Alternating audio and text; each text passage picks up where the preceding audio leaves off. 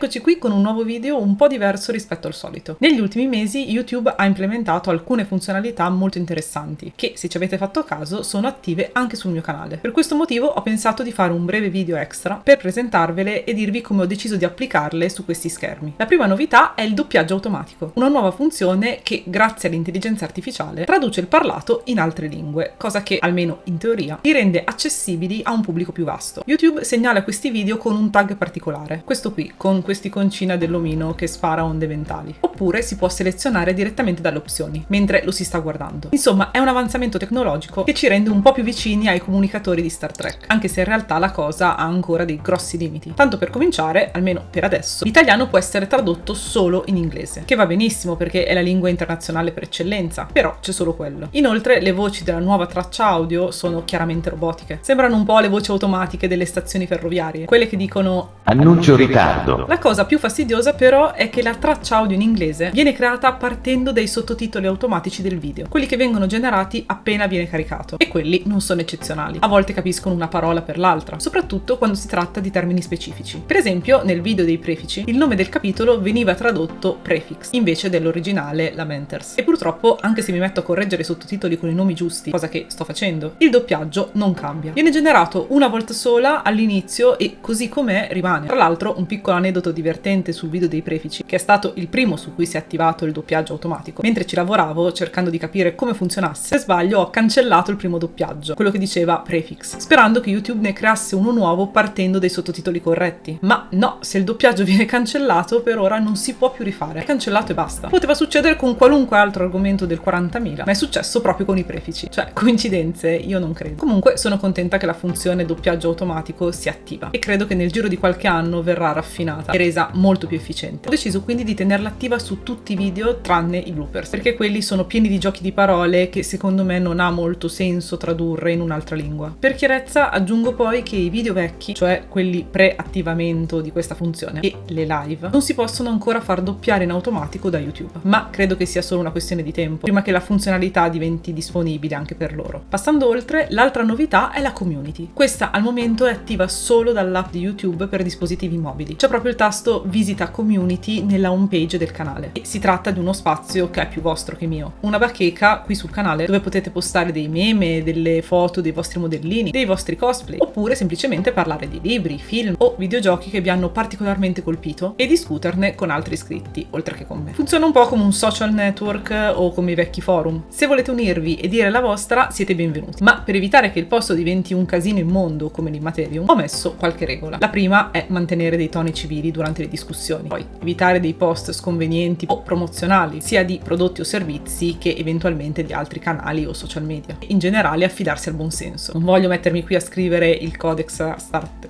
quella roba lì. Ho fiducia in voi e so che userete quello spazio al meglio. E per ora, infatti, è così. Ho già visto qualche foto di modellino, meme e qualche altro post molto divertente. Un'altra novità di YouTube, sempre riservata, almeno per ora, ai dispositivi mobili, è l'hype. E questa è facile. Serve per sostenere i piccoli content creator. In pratica, gli utenti possono assegnare dei punti hype a un video entro 7 giorni dalla sua pubblicazione, per segnalare a YouTube che gli è particolarmente piaciuto e aiutare l'autore a essere visto da altri utenti. 100 video con più punti vengono poi inseriti in una classifica dove, in teoria, dovrebbero avere più visibilità. E a dirla tutta, penso di essere ancora un po' troppo piccola per riuscire ad arrivare nella classifica, contando che la funzione è aperta ai canali che hanno tra i 500 e i 500.000 iscritti. Se però i miei video vi piacciono e volete sostenerli anche in questo modo, io ne sono solo contenta e mi fa piacere. Infine, l'ultima nuova funzionalità di YouTube è interna, ma vorrei spendere comunque due parole a riguardo. Se il doppiaggio automatico mi sembra un ottimo impiego per l'intelligenza artificiale, ho visto che da qualche settimana YouTube consente ai content creator di far rispondere ai commenti con messaggi generati dall'AI. Ecco, questo veramente non mi piace. Ci tengo a specificare che non utilizzo né utilizzerò mai questo genere di strumenti. So che a volte ci metto un po' a rispondere ai commenti, a volte anche qualche settimana se sono proprio piena di lavoro, ma è una cosa che voglio fare sempre io di persona. Penso che ne valga davvero la pena. E questo non solo perché mi dite delle cose dolcissime e interessanti, ma soprattutto perché mi piace avere un rapporto diretto con voi. Se devo farvi scrivere grazie, bomba,